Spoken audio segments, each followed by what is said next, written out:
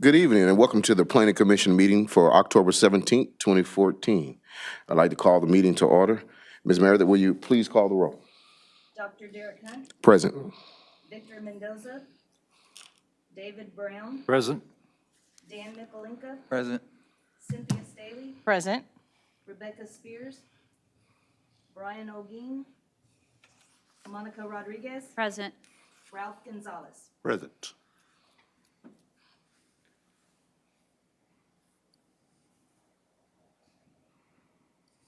We have a quorum?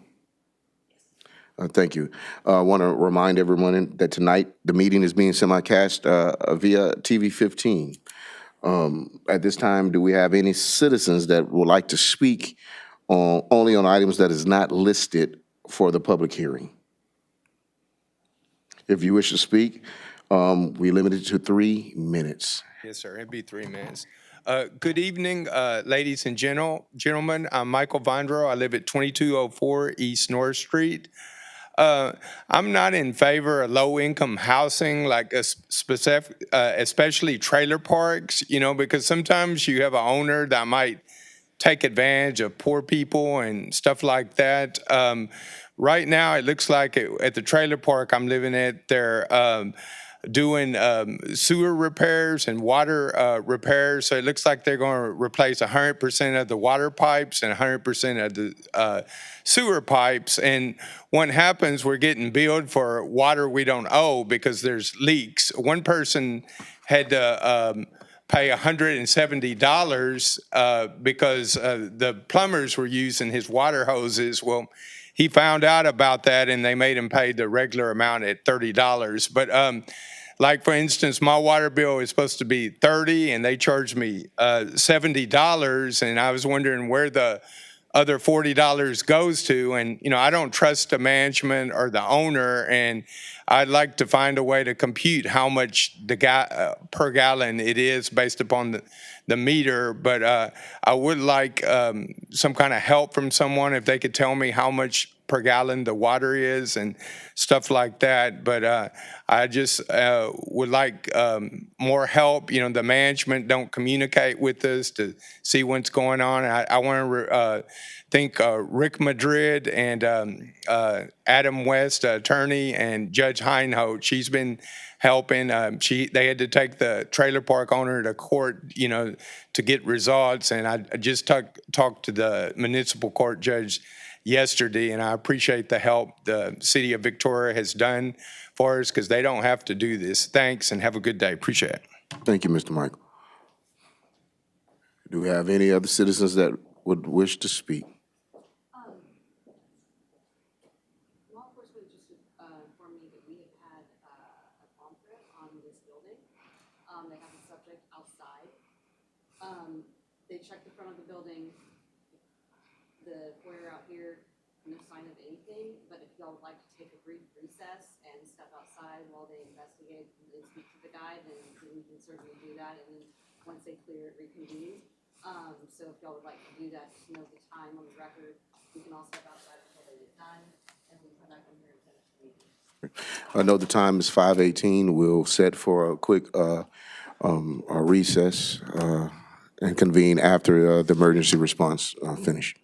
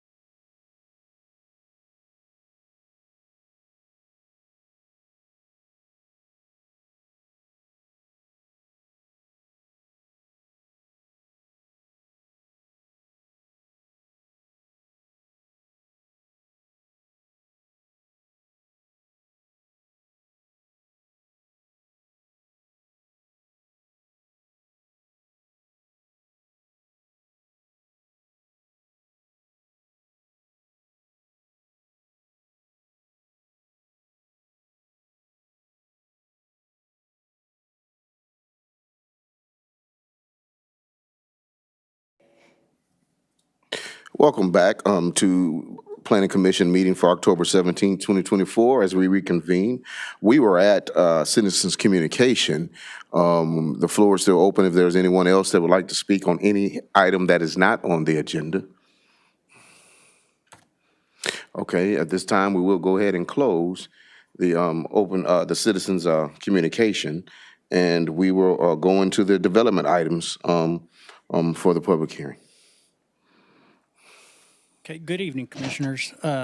First of all, can I start off with an introduction? Yes. So our newest planner is Luke Scher. He's 2 weeks long with us, and David is no longer with us, so he's moved on to another city. So we're excited to show Luke the ropes and get him up here soon. Welcome. Congratulations, and I'm not Mike, but we're good. All right.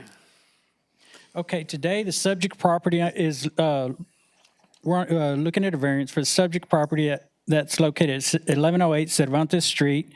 It's 3.37 acre tract of land. The property was platted in July 2021 as Lot 3RA, a single-family residential lot, being part of the Schmidt addition, number 1, re-subdivision number 1, and was developed with a manufactured home. The property owner wishes to add a carport to the property, but before you add a carport, you got to acquire a building permit. In order to acquire a building permit, the applicant must submit an application, plot plan depicting the proposed structures, that they adhere to all the building line setbacks established by the plat. The owner is requesting a variance to section 21-163A8 of the Victoria City Code to allow for the approval of the building permit and the plot plan depicting the front building yard setback encroachment. The UDO states in section 21-163A8, platted building lines that established by an approved and recorded subdivision plat shall apply in lieu of the general setback provisions required under the dimensional requirement section in the land use table. So Lot 3RA was platted in 2021 under the 1992 subdivision and development ordinance. At the time, Lot 3RA was platted in accordance with the requirements of a single-family dwelling lot, meeting and establishing all yard setbacks. Lot 3RA was platted with a 20-foot front yard setback to meet the requirements of the ordinance at that time.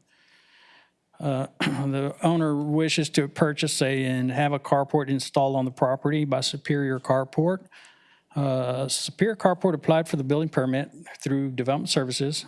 The permit was denied because of insufficient plot plan was submitted with the permit application.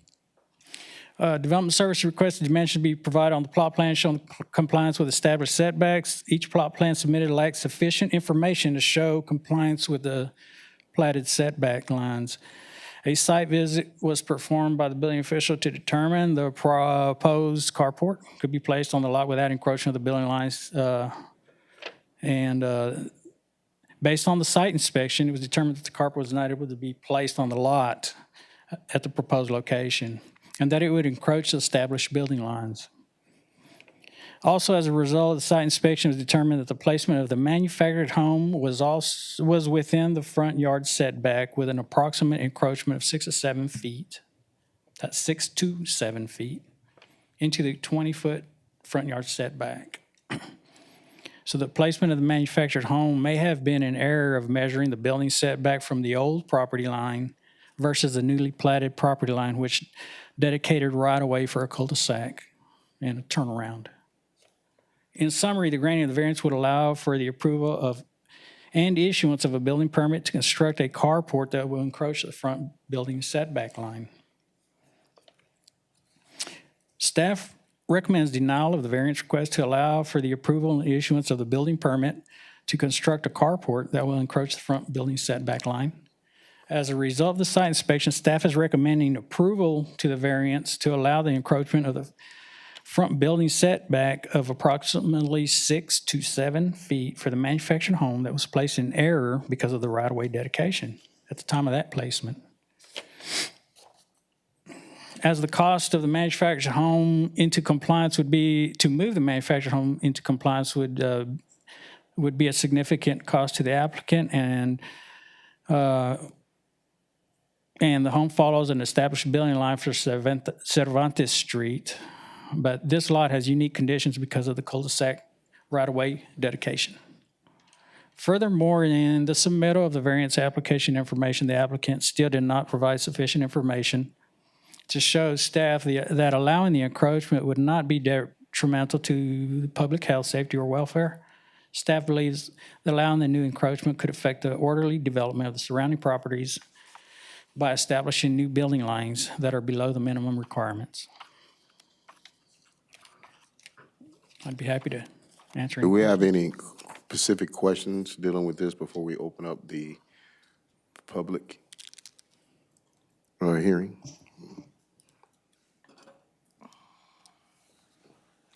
Okay, go ahead. I wanted to ask, I couldn't tell really clearly by the photo, is the proposed carport to be placed to the right of, like right in front of the mobile home, So the carport has an existing driveway more to the, to the right? looking at the property to the right side of the property.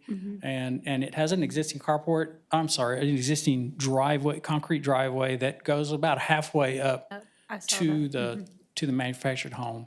From there, it's dirt up to the manufactured home, about another 20 foot. And so it's, It's too short to place it there? yes, it is. So my question is, we're saying that this was replatted, and I see this, the circle cut out for the cul-de-sac. On the other side, though, you've got something that look like buildings to me that are right on the street line. Is that correct? Am I looking at the map, at the plot correctly? They're not on the street line, but My point is, there's no curve out for the cul-de-sac on the opposite on side the of the other side. street. Yeah, so that was, sure it was platted that way because of that existing home that was there. It would have, the cul-de-sac would have covered half of the home. So I suppose that they platted it so that home wouldn't become a existing non-conforming condition. Well, okay, so it just seems like if we're doing it to not encroach, that it's sort of a moot point because you'll never have a cul-de-sac there. Am I thinking that correctly, about that correctly? On the other side of the street, if that was to redevelop, we would install the cul-de-sac on the other side. You mean if they took those two houses down? Yes. Are they manufactured homes? Because I can't tell from this. From what I saw on Google Earth, the houses across, if Google Earth is current, the houses across the street are not mobile homes, they were brick homes. Okay, I'm not certain if they're brick, but they are stick frame homes. so they're stick frame on a slab, probably. I'm not sure if they're on Well, pier and they beam or could- slab. Could be pier and I- beam, I oh, was- they're permanent, or I was- semi-permanent, more than a mobile home, right? So those are my questions. Does anybody have a follow-up question? I have a statement. Are there but I any- thought you- Well, no. Is there a plan to finish out that cul-de-sac at some point?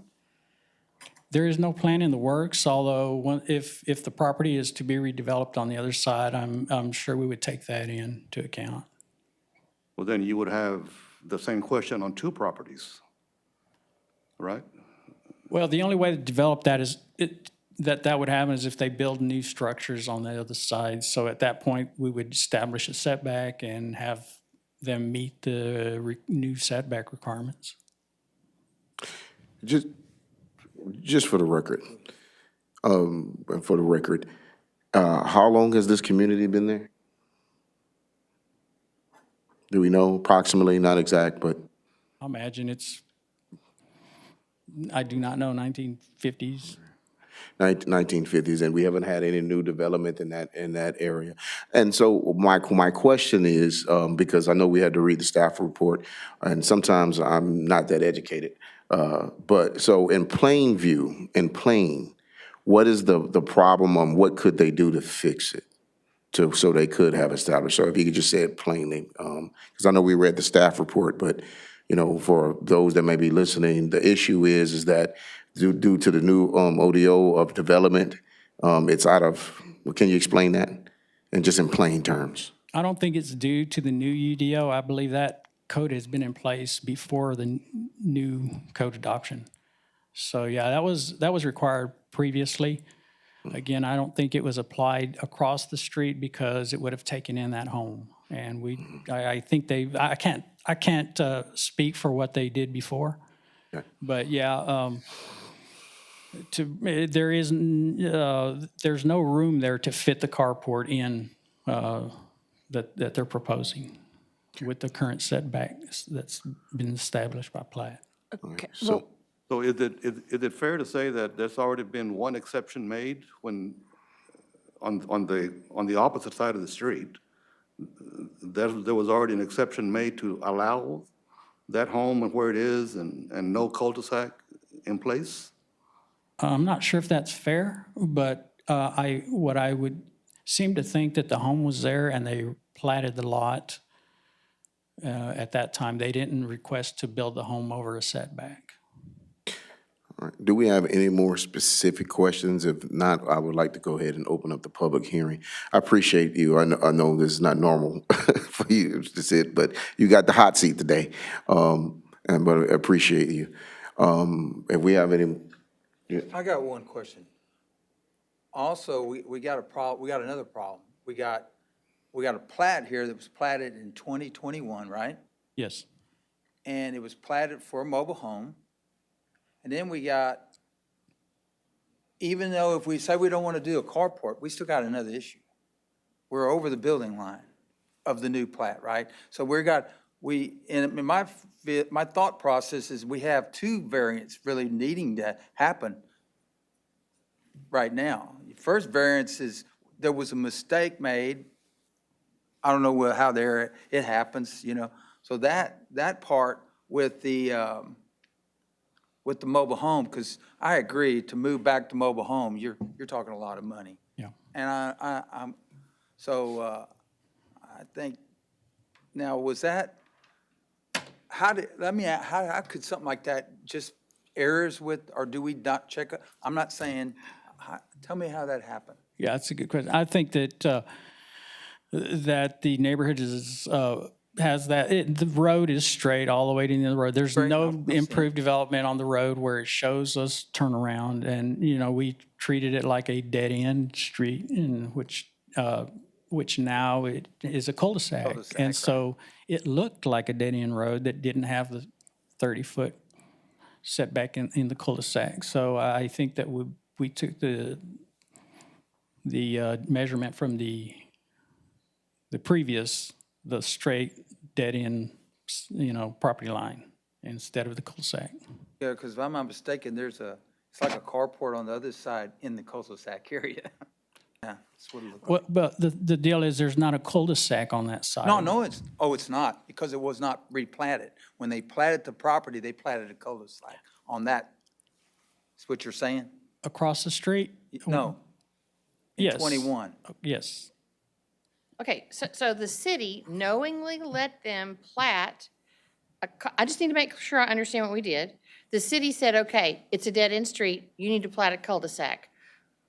You're gonna do it on half of it, but because there's a permanent structure on the other side, we're not gonna require you to replat that lot with a cul-de-sac. Is that correct? You cannot require the property across the street to plat a cul-de-sac Okay, on a development from. Okay, that answers my question. We can't require it of them. Why would we, I'm just curious, why did we think this was a good idea then? If you're never think- gonna have a cul-de-sac, Well, I'm we just don't know that. The reasoning is because they platted, and we applied the code that has been in place. And when the property across the street does develop, we can apply the cul-de-sac to it, and it'll enhance that neighborhood that much more and meet code. and we think those houses were built in the 1950s? I have no clue, honestly. I Oh, was okay, I thought somebody said just that. a guess. The subdivision's an older subdivision. And there's the potential for development more so than other neighborhoods For redevelopment. for redevelopment. Yes, thank you for that, correcting that. No, I'm not correcting. I'm just making sure I understand. Sorry, Rick. Oh, that's all I good. think you're great. I Yeah. appreciate it. Okay. We enjoy you, Mr. Rick. You We got love the hot you, seat Mr. today. Rick, yeah. Want to get clarification, for the record,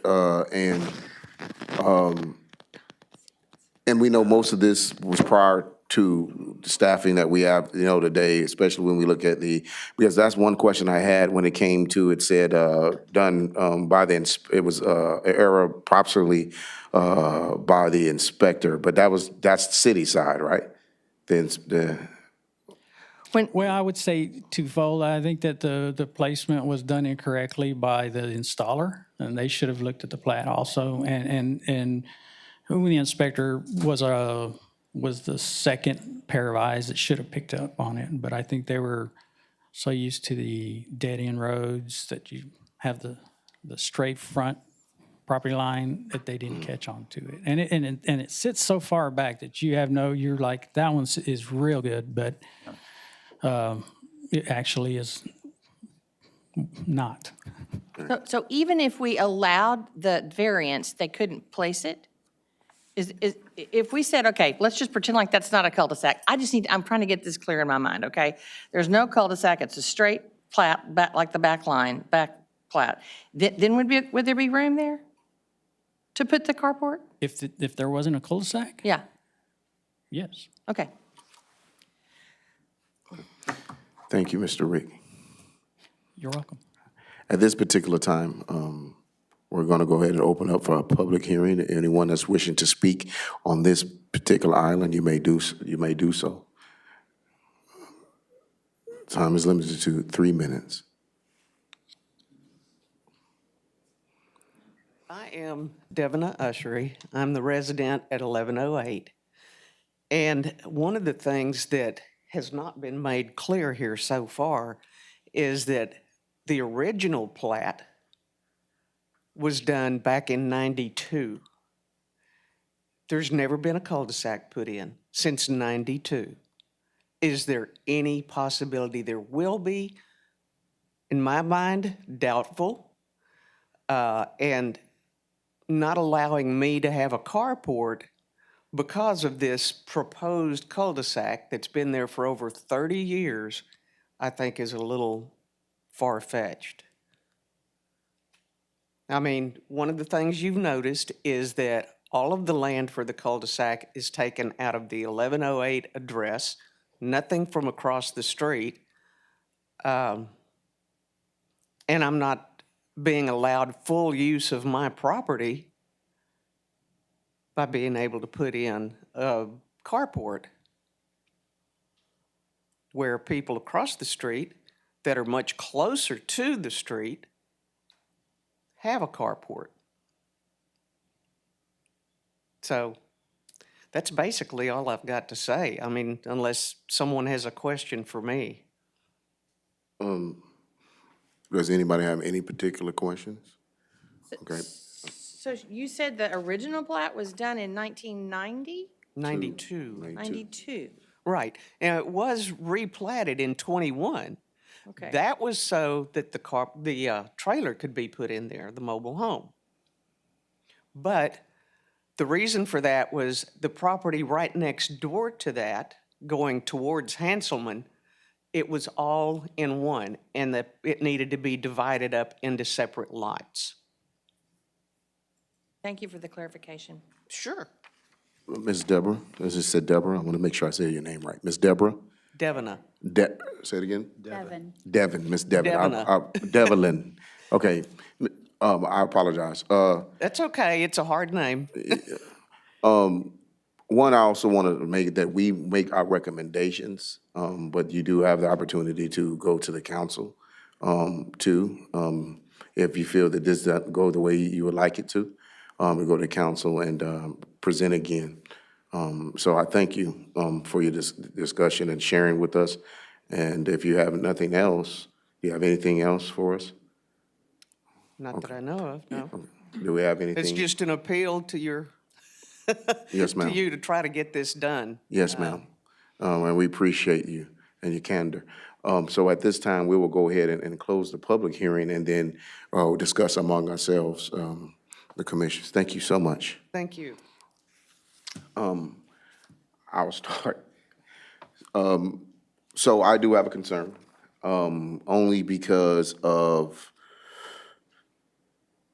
it's one way for so long, and then for the development of something that it can appear, because it's all assumption. You know, we can say, yeah, 10 years from now, they might build a whole new, block. But what do we do now, for as one that's living there now and having an issue there now? And it's not, for me, I don't see the safety hazard, only because of the way the road is laid. And as of now, I can understand the assumption of future development. But what's throwing it off is the houses across the street. That is not plotted that way. That is not, and I'm thankful that the statement was made. These are not mobile homes. These are homes that's foundation or terra beam or how they are, but they are stationary, and 9 times out of 10, I should ask that question, but I didn't. Occupied. And so to me, I'm at a road because. Well, let's talk. Yeah, I know yeah, there's a carport right across the street, and it's right by the road, so, I mean, I'm struggling with this one. I feel like this was something that probably should have been caught when we did the 2021 replat. They should have said, no, we're going to make an exception here because there's no way you're ever going to, let's tear those houses across the street. Yes? And that's true. If the property across the street redevelops and we have to address it at that point, it's going to have to come to y'all because we're going to want, if they have to re-subdivide it, I'm not sure why they would, but it would have to come to you because that's in ordinance that you have to put a cul-de-sac. And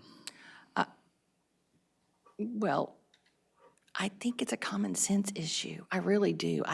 That's pretty forthright and I apologize, but I just think that we should have caught that early on and it should not have been made a cul-de-sac.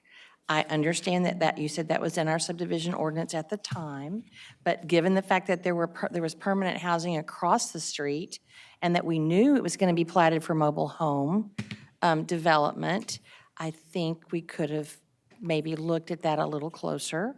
I'm not fussing at anybody. I'm just saying sometimes things get overlooked. I personally would like to see us make an exception. It's not a safety issue because you said there's plenty of room to put it on there. I do have a concern if a fire truck goes down there. I figured that's why the cul-de-sac needs to be there. that's But it's not safety. there now. Go ahead. Ambulance and Yeah. fire trucks are safety. But it hasn't been there for how long? And I just don't think we should, I think we should give her the variance. That's my personal opinion, and I will go with whatever the commission says. And I just want to say, Watson, when I look at the map, the aerial map, if we can put the aerial map back up, I really would appreciate it. The overhead. The aerial map, the aerial, real map. Geography, yes. Okay, when we look at the aerial map, one of my things is that we look that there's no development past that, or even further along with that, where you see the tree line or where the bushes is. And so for me, it's one of those things looking at also as there's no development, like to me, to make an assumption to say, okay, well, we have something that's coming, or they're developing houses on this other end. And so for me, I must agree with you, Ms. Cynthia, that I'm on the same page of, okay, maybe this could have been grandfathered in because of like that term. of the Grandfathered yeah in. That's a good way to say it. of the area. That's my word. Anybody else discussion? I agree with both of you. Totally understood that's the common sense way to approach. I mean, we allowed it, or the city allowed it on the other side. Now we're trying to enforce the rule, and there hasn't been a cul-de-sac in however many years, and there's no plan for one. So it sounds like a good, valid reason for an exception Okay, to allow. Oh, you want me to make a motion? okay. So, at this particular time, I have nothing, I know what I'm. we would like a motion. Well, for me, I believe we have two motions on the table, where there's a motion to, did you want to say something, Esquire? Yes, sir, you just need to close the public hearing before you Okay, move on. thank you so much. I thought I closed the public hearing. You did. Okay. You closed the discussion. Okay, I'd like to go ahead and close the discussion, and open up and see if there's a motion. I believe that we have a motion to approve or disapprove, the recommendation of the staff. And so, what would you recommend the perfect wording would be for that, Esquire? Well, I think that someone needs to make the motion, and then there needs to be a second. Whether it's, you can make a motion to approve the variance or deny the variance, whichever you choose, whichever motion you decide to put out there. Okay, so, And I need to clarify something. Rick, you said something about two different issues. So do we need to give her the variance that her mobile home is placed incorrectly? And then do we need to do that as well? I believe it takes two separate votes. Okay. because yeah, it's- that's what, Okay. You need to do one, then the other, though. yeah. Yeah, I think it's two. Okay, which one do we want first? I'll make a motion to approve the variance of the setback, because that was, make sure, the 6 to 7 foot setback of the mobile home. That's the motion that I would make a motion to approve that variance. That's the one I'm gonna make a motion on. So we have a motion to approve. We also have a second, from the gentleman to my left and the gentleman to my right. All in favor? Aye. Any opposed? Motion passes. Now we have a second motion, and so I need a motion for the second. I move that we grant the variance to allow them to build their carport, and it would encroach on the platted The front setback building setback. of the cul-de-sac. Did I say that correctly? Rick, did she say that correctly? Yeah, more or less, yes. More or less. Will it get the We job want done? to, yeah, we want to give her the right to build her carport into the cul-de-sac platted property. Platted setback line. Okay. Yeah, sometimes you gotta say it plain, because Robert rules are not law, you just gotta say it. So we have a motion, to approve. Do we have a second? Second. We also have a second. All in favor? Aye. Any opposed? Motion passes. Thank you. Now we're on to the consent agenda. I lost my footing, but now we are at the consent agenda, and may it be presented when we have the items, the consent agenda presented. Do we have any concerns about the consent agenda? Do we have a motion to pass? I make a motion. Second. Have one motion, and we have one second. Already did the discussion. Yeah. Yes. Well, darn it. All in favor? Aye. Any opposed? The motion passes. Now to other business, the monthly development report. May we have the monthly development report, please?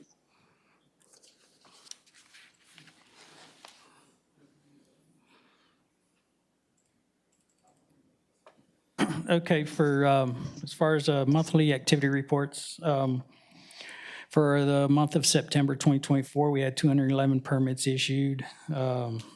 For fiscal year total of 1,852. That same month last year for 23, we issued 147 permits. For MEPs, which is mechanical, electrical, plumbing permits, We issued for September 2024 is 133 permits for a total fiscal year of 1761. Same month last year is at 183. And as for the fees collected, total amount was $50,584.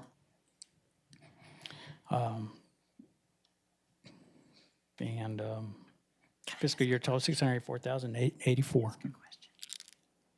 Rick, can I ask you a quick question? I think it's interesting that look at our residential additions and repairs. That's almost 100 more.